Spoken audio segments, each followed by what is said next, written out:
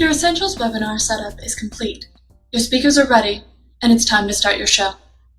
Take a deep breath, and let's get started. Access the Presenter Studio by using the webcast events links in the console or from the invitation you receive by email. To dial into the call, click on the phone icon in the top right of the studio. There, you'll see your numbers. Dial in and you're all set. Using the leader pin is not a requirement, but will allow you to control basic features of the audio bridge. Make sure that you see your automatic phone allocation in the speakers list.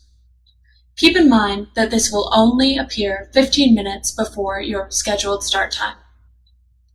If you want to test the audio stream, click Preview in the phone allocation. The audio from the phone will stream over your computer speakers. If you see the dial-in information in the phone icon, but not in the speakers list, click the phone icon above the speaker private chat and click Reset Line. Allow for 5 to 10 seconds for the phone allocation to reconnect to the speakers list. If you do not see the allocation in either place, you can always delete your allocation and create a new one in the advanced settings of the Essentials console. Be sure to review all of your uploaded content and queue up your first slide by using the Content tabs on the left and at the bottom. Clicking the Add button in each section will walk you through how to add new content. If you are presenting and are the only user in the studio, clicking the Start Recording or Start Broadcasting button will automatically give you content control and assign media control to the integrated phone line. However, if you have another host on, you will be prompted to define content control before starting.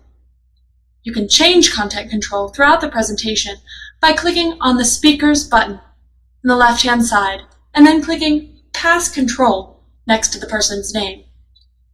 Content control gives control of the polls and slides, while phone control gives control for the media to be broadcasted to your attendees. If you push a media clip during your presentation, you will need to reassign phone control and content control after the file has been played. For effective phone and slides webcast, please make sure that all speakers join the conference bridge at least 15 minutes prior to the start of your recording or broadcast to review content and procedures. Try to minimize distracting background noises and avoid the use of cell phones to minimize the risk of a dropped call. If your line does disconnect for any reason, simply call back into the conference bridge as quickly as possible. When you are ready, click the green Start Recording or Start Broadcasting button. The Start Recording button will change to Start Broadcast 15 minutes prior to the scheduled live webinar. Once you start your webinar, you'll notice that it says Broadcasting or Recording in the upper right-hand corner. Allow for a brief pause, and then you may begin your presentation. The user with the content control can advance slides using the large arrows to the left and the right of the main slide, or by using the thumbnails down at the bottom, with which they can go out of order.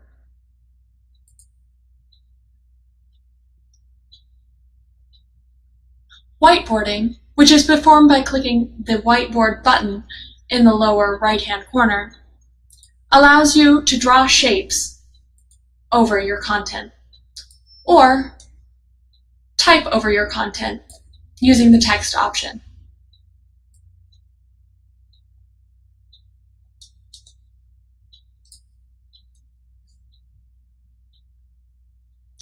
Push polls, results, links, and video clips to keep your audience engaged and prompt for questions when appropriate.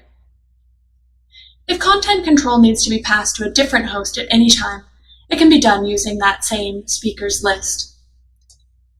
By selecting the user and once again passing content control. When you pass content control, you will see a banner showing control has been passed, and your co-presenter will now see that they have control. You can use the speaker private chat on the right to communicate with the other hosts during the live session or recording.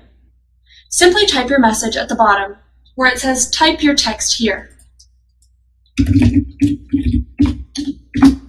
And then select the send arrow or enter on your keyboard.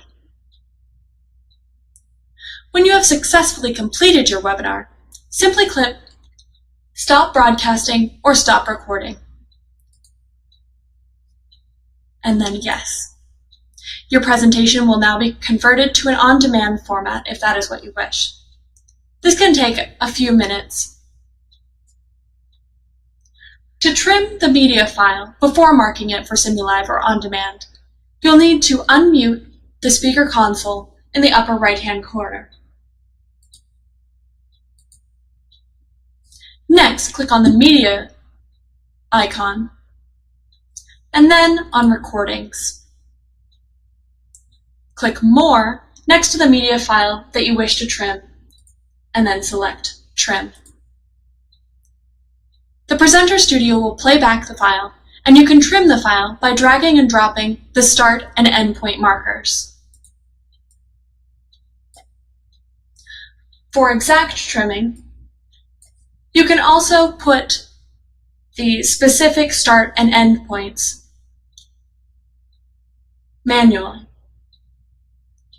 Finally, if you want to play through your webcast and stop at a specific point using the pause, you can also select the start and end markers, and it will bring your start time to the time that you stopped playing. When you have successfully trimmed your file, simply select Apply and Trim. When the file has finished trimming, it will say Ready Trimmed beneath the media file. Once your file is trimmed and available, you can set any recording as Simulive to be broadcasted later or as on-demand for immediate viewing. To do this, click on the More button next to your media file and then click Settings. You can choose to make the recording Simulive, where it will play automatically at a specific scheduled date and time, or you can mark it for on-demand. You can optionally choose to publish now or later based on your preference. You can also click to enable a podcast, which allows you to create a downloadable MP3 audio file for your audience to download. And that is it for producing an audio and slides webcast. Good luck on producing your Essentials webinar.